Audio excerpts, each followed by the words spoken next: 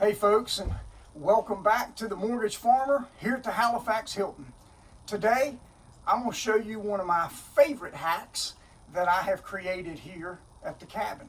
So, we're here, and I've already told you we don't have a lot of running water, we don't have a lot of facilities here, we do have some power, we do have the ability to have a sink with some water in it, but you come in from a long day working on the farm, working on food plots, working on tree stands, tower stands, whatever, and you're sweaty and tired, or it's hunting season and you were cold in that stand and you come in and you want to warm up with a hot shower.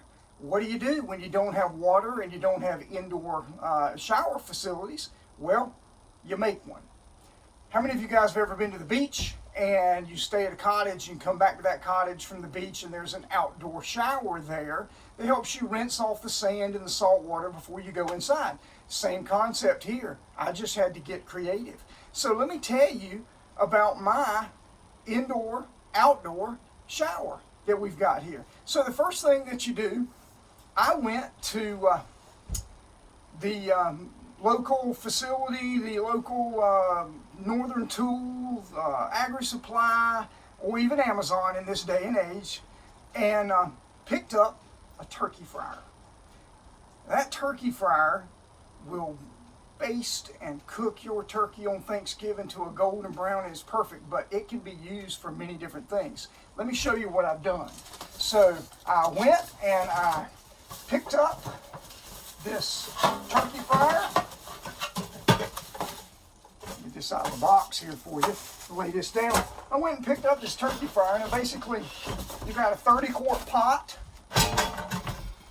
that you would usually put your turkey in, but it's also got a frame. Now in this case I've already used it, so it's a little dirty, but I've got my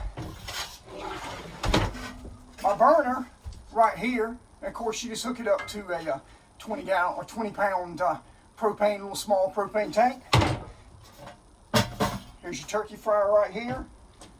Put it in, got your water in there, you heat it up. You got a thermometer right here, you heat it up to your desired temperature. For me, that's about between 98 and 100 degrees. Everybody has their own favorite. You heat up the water, instant shower. But you're thinking, well, wait a minute.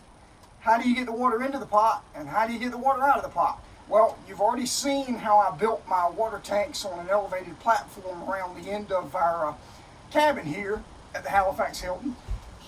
So I basically had in the output on our water tank, there is a T that basically allows you to hook two water lines to it. One of those water lines goes into our indoor sink so that we've got potable water inside for cooking, brushing our teeth and washing our face and hands and washing dishes and things like that.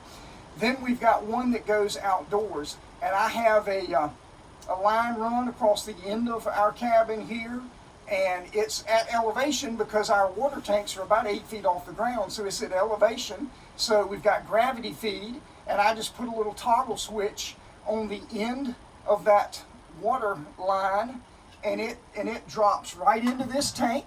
I'll show it to you in just a minute. It drops right into this tank.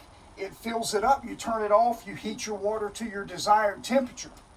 Then, and you've seen this probably on another video, I went to Northern Tool. I picked up this utility water pump, and I used the utility water pump along with my input water line. And don't forget that foot valve. We've talked about that before. You need to invest in the few dollars to put a foot valve on the end of any intake line that you're going to be using a water pump for, or you're going to be priming it all day long, every day, and you're going to get frustrated. But that just goes down in there. Then we've got an output line on our pump, and we run that. Well, where do we run that? Come here and let me show you. Okay, we are just on the back side of the shower. The shower is right here. I was just standing right here. This hole is just too small to put the pot through, so I just walked around. So here's the pot right here. Here's the line for that foot valve that we were talking about. Be sure you got your foot valve in there. Now you need a water source. Now in my particular case, I've got water that comes out of two 275-gallon water tanks that I pump from home or a local campground. I will go and get water and I will bring it back and use that same utility pump to pump it up into my 275-gallon water tanks that do two things. One, it gives me more water, but by having them elevated, I get gravity feed and it actually will run the water out where we need to. So in my case, I have a water line run from my water source, which is right up here, and this water source will come right in and we just drop it right down in there. I have a little toggle on the end of that. I turn that toggle, water comes on, takes about 3 minutes, 2.5 minutes to fill the pot. We turn the burner on, we go inside for 4, 5, 6, 7 minutes. We come back out. Our water is somewhere between 97 and 100 degrees. We take our shower and we go to bed clean. What better way on the farm to use ingenuity and a few things that you can get a hold of anytime you want to and do the same thing. So all I did was walk around the corner from my back porch there. I'm only about 10 steps from there. But basically we came around here to the end of the cabin. In here is one of our bedrooms. We just came around from the end of the cabin. And what we have done is we have taken our water pump that we had gotten from Northern Tool, Amazon, wherever you choose. We've got our input line that's running down into our pot right here. It fills up, it comes here, and then we've just connected an old piece of water hose here that runs around, and I've actually put an old faucet spigot handle here, and it runs. That's just so that I can turn it on and off as I choose to. But run it here, and then we've just got another water line that runs up.